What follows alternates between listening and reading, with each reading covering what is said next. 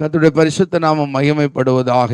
இந்த வேளையிலும் தியானத்துக்கு ஆதாரமாக ஆதியாகமம் 14ஆம் அதிகாரம் 14 முதல் 16 வரைக்கும் வாசிக்கும்படியாய் கேட்கிறேன். 14ஆம் அதிகாரம் 14 முதல் 16 வரைக்கும். தன் சகோதரன் சிறையாக கொண்டு போகப்பட்டதை ஆபிரகாம் கேள்விப்பட்ட போது அவன் தன் வீட்டிலே பிறந்த கைப்படிந்தவர்களாகிய 318 ஆட்களுக்கும் ஆயுதம் தரிப்பித்து தான் என்னும் ஊர் மட்டும் அவர்களை தொடர்ந்து ராக்காலத்திலே அவனும் அவன் வேலைக்காரர்களும் பிரிந்து பவுஞ்சிகளாய் அவர்கள் மேல் விழுந்து அவர்களை முறியடித்து தமஸ்குக்கு இடதுபுறமான ஓபா மட்டும் துரத்தி சகல பொருட்களையும் திருப்பி கொண்டு வந்தான். தன் சகோதரனாகிய லோத்தையும் அவனுடைய பொருட்களையும் ஸ்திரீகளையும் ஜனங்களையும் திருப்பி கொண்டு வந்தான். இங்கே ஆபிரகாம் செய்த செயல்பாடுகளை, எப்படி ஒரு செயல் வீரனாக அவர் செயல்பட்டார் என்பதை பார்க்க முடிகிறது. முதிர்ந்த வயதிலே அருமையான தேவனுடைய பிள்ளைகளை, இதை அவர் செய்ய காரணம் என்ன? அங்கே வாசித்தோம், தன் சகோதரன் சிறைப்பட்டு போனான் என்று அறிந்தவுடனே அவனை மீட்கும்படியாக, விடுதலையாக்கும்படியாக அவர் எடுத்த ஒரு தீவிர முயற்சி. லோத்து ஏன் சிறைப்பட்டார்? கண்ணுக்கு பிரியமாய் இருக்கிற இடத்தை அவர் தெரிந்து கொண்டார். அவராக தெரிந்து கொண்டு அங்கே பசுமை இருக்கிறது, நீர்வளம் இருக்கிறது, செழிப்பாக இருக்கிறது என்று அவர் அந்த இடத்தை அவர் சுயசித்தத்தோடு தெரிந்து கொண்டு போனார். அவர் வாழ்க்கையில வந்த முதல் அடி ஃபர்ஸ்ட் சிறைப்பட்டு போனது. அவரும் அவருடைய குடும்பமும் சிறைப்பட்டது. அந்த தேசத்தார் 5 ராஜாக்கள் சுற்றி இருந்தவர்கள் 4 ராஜாக்கள் எதிர்த்து வந்த பொழுது மேற்கொள்ள முடியாதபடி அந்த 4 ராஜாக்கள் அவருடைய சேனைகளும் அந்த சோதோம் குமார பட்டணம் முழுவதுமே அங்கே சிறைபிடித்து கொண்டு போகப்பட்டார்கள். அதில் லோத்து குடும்பமும். நம்ம அறிந்து கொள்ள வேண்டும், ஏன் இந்த சிறையிருப்பு? கண்ணுக்கு பிரியம். முதல் இந்த உலகத்துல பாவம் வந்ததே கண்ணுல தான் ஆரம்பிச்சு. ஏவாளுடைய பார்வையிலே அது எப்படி இருந்தது? கண்ணுக்கு இன்பமாய் இருந்தது பார்வைக்கு. சிம்சோன் தாயின் கருவில் உருவாகும் முன்னே முன்குறித்தவன். தாயின் கருவில் இருக்கும் போதே அபிஷேகத்தில் நிறைந்தவன், அதிவீர பலசாலி. அப்படிப்பட்ட ஒரு பலசாலி, அவள் என் கண்ணுக்கு பிரியமானவள் என்று தன் தகப்பன் தாயினுடைய வார்த்தையை மீறி அவன் செயல்பட்டதினாலே எந்த கண்ணுக்கு பிரியமா இருந்துச்சோ அதே கண்ணு போயிடுச்சு. இதே போலதான் லோத்துக்கும். அவன் வாழ்க்கையில அந்த கண்ணுக்கு பிரியமானதை அடைந்தால் மகாதேவி, இல்லை என்றால் மரண தேவி என்று சொல்லி அந்த இடத்த பிடிச்சு போயிடுச்சு. இப்போ அவருடைய வாழ்க்கையில சிறையிருப்புக்குள், தத்தளிப்புக்குள் இருக்கிறான். மீட்பார் ஒருவரும் இல்லை. ஏன்னா தேசத்து ராஜாக்களை அங்கே வெற்றி பெற முடியவில்லை, மீட்கப்படவில்லை. 5 ராஜாக்கள் யுத்தம் செய்தும் அவர்களை மேற்கொள்ள முடியாத ஒரு சூழ்நிலை. அப்படி இருக்கும் பொழுது ஆபிரகாமுக்கு அந்த காரியம் தெரிய வருகிறது. ஒரு பிள்ளையாண்டர் சொல்லுகிறார். அந்த அதிகாரம் முழுவதும் படிச்சா தெரியும், கவனிங்க. அவ முதலாவது அந்த காரியம் தெரிய வருகிறது. ஆனால் ஆபிரகாமோ தேவனால் தெரிந்து கொள்ளப்பட்டவன், பிறருக்கு ஆசீர்வாதமாக இருக்கும்படி அவன் முன் அறியப்பட்டு தெரிந்து கொள்ளப்பட்டவன். அவன் கேள்விப்பட்ட பின்பு அவன் காணாதவனை போல அல்ல, அல்லது நம்ம விட்டு தான் பிரிஞ்சு போயிட்டானே, அவன் புத்திக்கு தக்க அனுபவிக்கட்டு, அவன் செய்கைக்கு தக்க அனுபவிக்கட்டு என்று சொல்லி அவன் விடல. அவன் தன் சகோதரனுக்கு உதவி செய்ய தீர்மானித்தான். ஆமென், அல்லேலூயா. பிறருக்கு ஆசீர்வாதமாய் இருப்பதற்கென்றே ஆபிரகாம் தெரிந்து கொள்ளப்பட்டவன். அதனாலதான் நம்மையும் குறித்து வேதம் சொல்லுது, நீங்க இந்த உலகத்துக்கு வெளிச்சமாகவும் பூமிக்கு உப்பா இருக்கணும். ஸ்தோத்திரம். இவங்க ஆபிரகாம் லோத்து பிரிந்து போனாலும் சிறைப்பட்டு போனாலும் அவனை மீட்க, சிறையிருப்பிலிருந்து மீட்க அவன் தீவிரமாக செயல்பட்டான் என்பதை அறியணும். அவன் எந்த அடிப்படையில் அதை செயல்பட்டான் என்றால், முதலாவது அவனுக்கு செய்தி கிடைத்தது. அவனை பிடிச்சிட்டாங்க, ஃபேமிலியெல்லாம் முடிஞ்சு போச்சு, சிறைப்பட்டு போயிட்டான். அப்போ அவன் எடுத்த காரியம், அதற்கு வெளியிலிருந்து ஆளுக்குள்ள அவன் பெரிய சேனை, 4 ராஜாக்கள், பெரிய சேனை இருக்கு, நாம போய் எப்படி அவனுக்கு அங்கிருந்து கொண்டு வர முடியும் என்கிற ஒரு பிரமிப்பு, திகைப்பு, கேள்விக்குறிகள் எல்லாம் இருந்தாலும் அதையெல்லாம் பற்றி அவன் கவலைப்படல. இதற்கென்று அவன் கூலி பொருத்தி வெளியிலிருந்து ஆளும் கூப்பிடல. தன் வீட்டில் பிறந்த தன் பணியாட்கள் 318 பேரை கூப்பிடுறான், கம் வா என்று சொல்றான். அப்ப சிறைப்பட்டு போன லோத்தையும் குடும்பத்தையும் சிறை மீட்க, விடுவிக்க, தப்புவிக்க தன் வீட்டிலிருந்தே 318 பேரை ஆபிரகாம் அழைத்து போகிறார். இப்போ உடனே வேலைக்காரர்களும் கேள்வி கேட்கல, என்ன ஆண்டவனே, இவ்வளவு 4 ராஜாக்கள், இவ்வளவு சேனை லட்சக்கணக்கில் இருப்பாங்க, நம்ம போய் அங்க என்ன பண்ண போறோம்லாம் கேட்கல. உடனே கீழ்ப்படிந்தார்கள், ஒரு மனமாய் வந்தார்கள். நல்ல கவனிங்க. அப்போ 318 பேரும் வராங்க, திடீர்னு சண்டை போட போறாங்க. ஒரு ராஜாவை எதிர்த்து, ஒரு பெரிய சேனையை எதிர்த்து. என்ன பயிற்சி இல்லாம போக முடியுமா? அப்ப நல்ல பயிற்சி கொடுத்து தான் வச்சிருக்கிறாரு. ஆடு மேய்க்கன்னு சொல்லுவாங்க, இவனுக்கு படிப்பொருள். ஆடை மேய்ச்சிட முடியுமா? மாடை மேய்ச்சிட முடியுமா? இவன் பண்ணி மேய்க்க தான் லாய்க்குமாங்க. பண்ணி மேய்க்கிறதெல்லாம் கஷ்டம் தெரியுமா?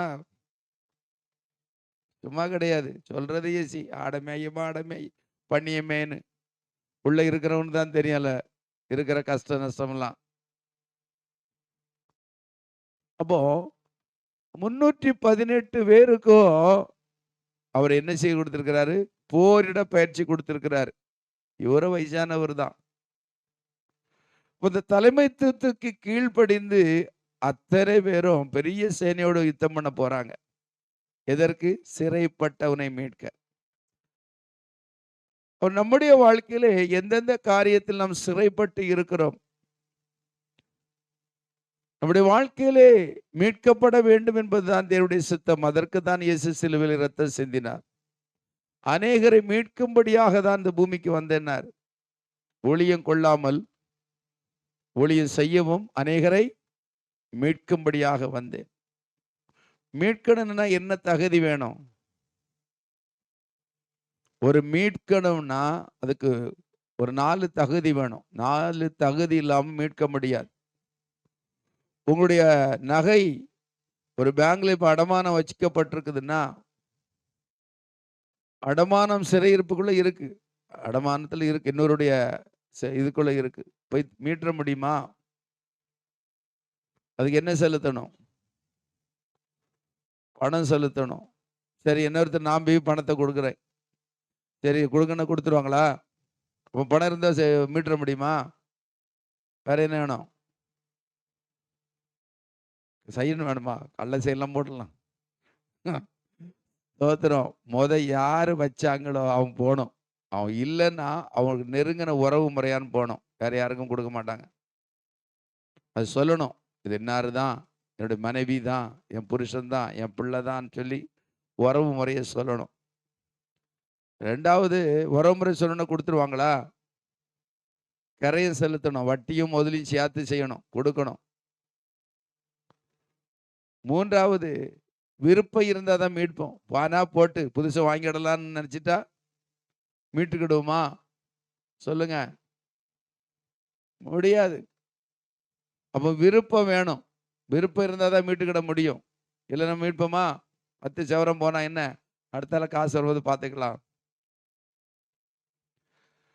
அப்படி என்றால் முதலாவது ஒரு காரியம் மீட்கப்பட வேண்டும் என்றால் அங்க என்ன வேணும்? உறவு முறை, 2வது கரையும், 3வது விருப்பம் வேணும்.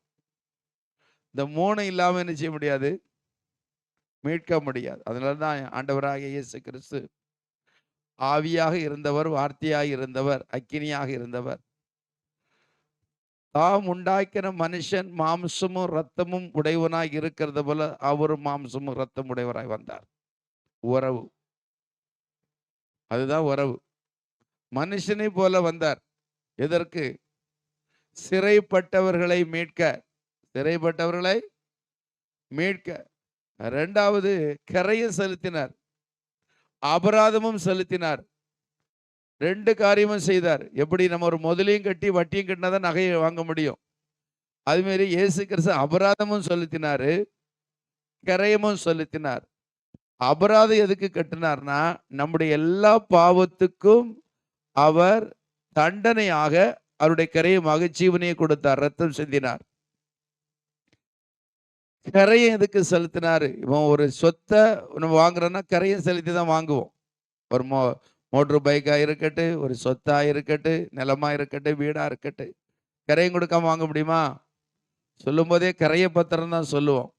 தான பத்திரமா கரைய பத்திரமான்னு கேட்பாங்க. ஸ்தோத்திரம். அப்ப கரையும் செலுத்தினாதான் உன்னை என்ன செய்ய முடியும்? வாங்க முடியும். அப்போ ஆதாம் இழந்த எல்லா ஆசீர்வாதத்தையும் மீண்டும் கொடுக்க அவர் கரையம் செலுத்தினார். கரையம் பாவத்துக்கு செலுத்தினது என்னது? இளஞ்சீவன் தான். ஆனா அபராதம், அதனுடைய தண்டனையை யார் ஏற்றுக்கிட்டா? நம்முடைய மீறுதல் நிமித்தம் அவர் காயப்பட்டார், நம்முடைய அக்கறை நிமித்தம் அதனுடைய அபராதத்தை அவருக்கு இது பண்ணாரு. சரி, அப்போ பழைய அந்த ஆசீர்வாதத்தை மறுபடியும் கொண்டு வருவதற்கு கரையை செலுத்துறாரு. 2யும் செலுத்தி தான் மனு குலத்தை மீட்கிறாரு. மலாம் கிடையாது. இயேசு என்ன செய்தாரெல்லாம் கேள்வி கேட்க கூடாது. அல்லேலூயா. அவன் சிறைப்பட்டு போன லோத்தை ஆபிரகாம் மீட்கும்படிக்கு அவர் என்ன செய்யறார்? தன்னோடு இருந்த 318 பேரோட போய் சித்திம் பள்ளத்தாக்கிலே போகிறார். தைரியம் உள்ளவனாக அங்கே ஆபிரகாம் செயல்படுகிறார். அது திரள் கூட்டம், திரள் சேனை, 4 ராஜாக்கள். ஆனாலும் ஆபிரகாம் அவர்களை ஜெயிக்க, சிறை மீட்க யுக்தியாக செயல்படுகிறார். அதை தான் நம்ம வாசிச்சோம். பிரிந்து என்ன செய்தாங்களா? பங்கு பங்க பவுஞ்சியாக விழுந்தார்கள். பவுஞ்சினா என்னது? கரெக்டா சொன்னாங்க. ஆமா, ரூத்தம்மா. கும்பலா பார்க்கும்போது ஆகாயத்தில் பார்க்கும்போது சில நேரம் குருவிகள், பறவைகள்லாம் பவுஞ்சா போகும். தனியா போறது வேற, ஜோடியா போறது வேற, பவுஞ்சியா போகிறது. அதுதான் என்ன சொல்லுவோம்? பவுஞ்சியா போகுது. 50 பறவை, 100 பறவை. அப்போ இந்த 318 பேரும் பவுஞ்சியாக பிரிந்து என்ன செய்தாங்களா? அதிரடி தாக்குதல் செய்திருக்கிறார். ஐயோ, நல்ல யுக்தியோடு செயல்படுறார் பார்க்கிறோம். அப்போ செயல்பட்டு என்ன செய்தாரு? சத்துருக்களை முறியடித்தார், துரத்தினார். என்னது வசனம் இருக்கு, இப்படிதானே போட்டிருக்குது.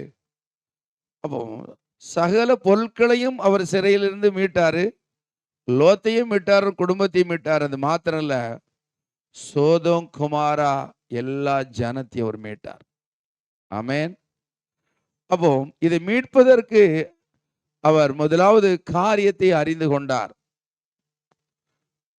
நம்முடைய வாழ்க்கையிலே எதிலெல்லாம் சிறைப்பட்டு இருக்கிறோமோ, சிறையிருப்பு என்பது வேறு, அடிமைத்தனம் என்பது வேறு, கட்டுகள் என்பது வேறு. ஒரு மனிதனுடைய வாழ்க்கையிலே கட்டுகளும் இருக்கும், சிறையிருப்புகளும் இருக்கும், அடிமைத்தனங்களும் இருக்கும். அதை கண்டுபிடிக்கணும், வித்தியாசம் தெரியணும். அப்போ அந்த வித்தியாசம் தெரிந்தாதான் நம்முடைய குடும்ப வாழ்க்கையிலே, தனிப்பட்ட வாழ்க்கையிலே ஒரு விடுதலை பெற முடியும். ஆபிரகாம் அந்த சிறையிருப்புக்குள் இருந்த அந்த லோத்தையும் அந்த பட்டணத்து தேசத்தின் ஜனங்களை முழுவதுமாக அவன் மீட்டெடுத்தான். அல்லேலூயா. அதற்கு முதல் தேவை என்னது? தைரியம். ஆண்டவர் சொல்றாரு, சிறு மந்தையே பயப்படாதே, தேவனோட ராஜ்யத்தை கொடுக்க பிரியமாக இருக்கிறார். நீ கொஞ்சம் பேர் தான் இருக்கிறோம், இல்லை என் குடும்பத்தில் நான் மட்டும்தான் ரட்சிக்கப்பட்டிருக்கிறேன், இவ்வளவு பிரச்சனை இருக்கு, இதுல இருந்து எப்படி நாங்க இவங்களை மீட்டு எடுப்பேன், என் குடும்பத்தை எப்படி இந்த சிறையிருப்பில் மீட்டு எடுப்போம், நீங்க பயப்பட வேண்டாம். ஏன்னா 4 ராஜாக்களும் திரள் சேனையுமா இருந்ததை வெறும் 318 பேரை கொண்டு ஆபிரகாம் சிறை மீட்டிருக்கிறாரு. ஆமென், அல்லேலூயா. அப்ப ஆண்டவர் சொல்றார், ஒருவன் 1000 பேரையும் 2 பேர் 10,000 பேரையும் துரத்துவார்கள் என்று ஆண்டவர் சொல்லுகிறார். அப்ப முதல் தேவை தைரியம் தான். அது என்ன வேணும்? இது எப்படி நடக்கும்னா, ஆகும்னா நினைச்சிட்டோம்னா பிரமிச்சிடுவோம், பயந்துருவோம்.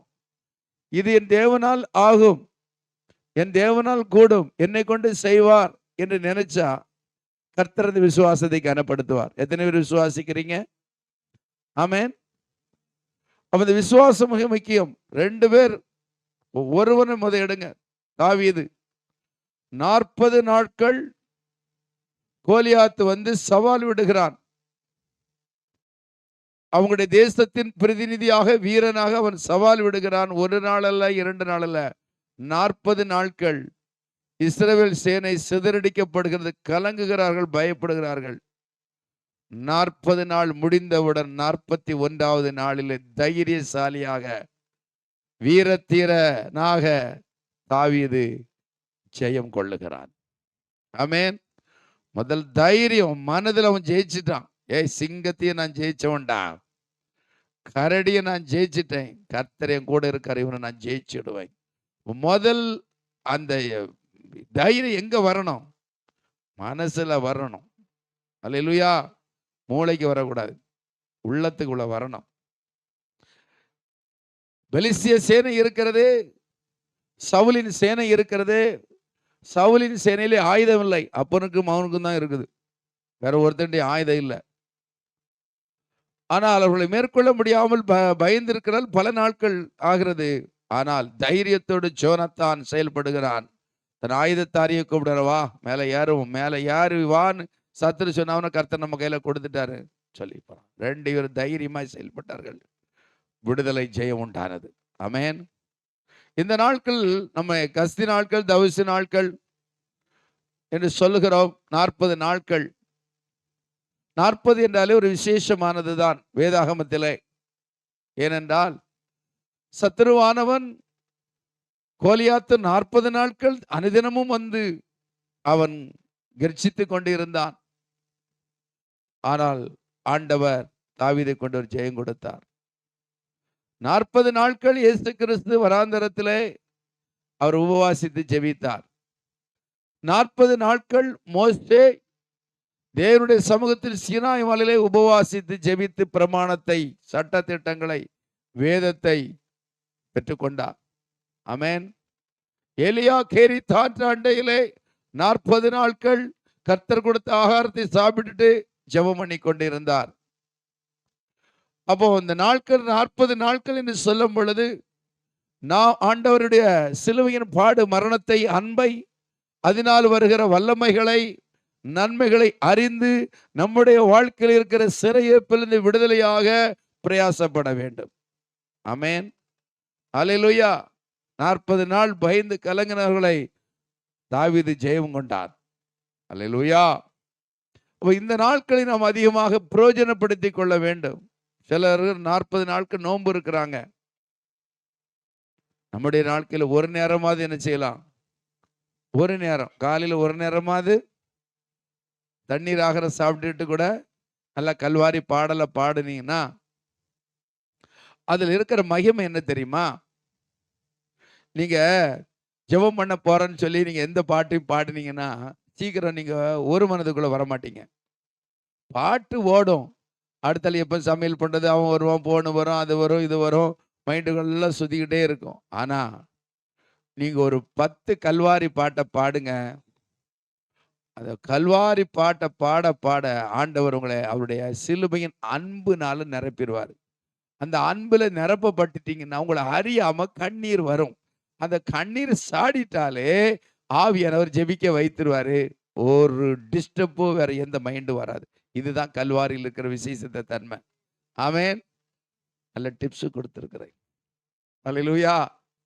அந்த பாடலெல்லாம் பாடும் பொழுது ஆண்டவருடைய காட்சியை நினைக்கும் பொழுது நம்மை அறியாமலே அந்த அன்பு நம்மளை நிரப்பும். கிறிஸ்துவின் அன்பு நம்மை விசுவாசிக்கிறீங்களா? அந்த அன்பு நிரப்பிட்டா நிரப்பப்பட நிரப்பப்பட பிரசன்னம் நிரம்ப உங்களை அறியாமலே கண்ணீர் கொட்டிக்கிட்டே இருக்கும்.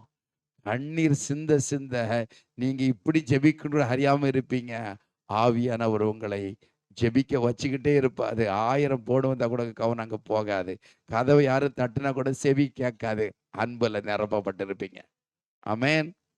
அப்போ உங்களுடைய சிறையிருப்புகள் திரும்பும். விசுவாசிக்கிறீங்களா? அப்போ முதல் தேவை தைரியம். காலேப்புக்குள்ள ஒரு தைரியம் இருந்து யோசுவாவை காலேப்பு போகும்போது காலேப்புக்கு 40 வயசு. இப்ப மறுபடியும் அந்த பூமியில கால் வைக்கும்போது 85 வயசு. சொல்றான், யோசுவா நீரும் நானும் தான் வந்தோம். ஆண்டவர் எனக்கு வாக்கு பண்ணார். இந்த இடத்த இந்த மலை நீர் வேற இடத்துல எனக்கு தரக்கூடாது. நான் கால் மிதிச்சு இந்த மலை தேசத்தை எனக்கு தரணும். கர்த்தர் என்னோடு இருப்பார் என்றால் நான் இவங்க எல்லாரையும் துரத்திடுவேன். அந்த பலன் எனக்குள்ள இருக்குது. இது அவர் சொல்றது அவர் பர்த்டே அன்னைக்கு சொல்றாரு, பிறந்த நாள் அன்னைக்கு சொல்றாரு. அப்போ 84 வயசு 85 வயசு ஆன கூட அவருக்குள்ள தைரியம் இருந்துச்சு. நான் எல்லாவற்றையும் ஜெயிப்பேன். ஆமென். மனுஷன் ஜெயிச்சு காட்டினாருங்க. காட்டினாரா இல்லையா? அவர் நம்முடைய வாழ்க்கையில என்ன வேணும்? சிறையிருப்பிலிருந்து வருவதற்கு தைரியம் வேணும்.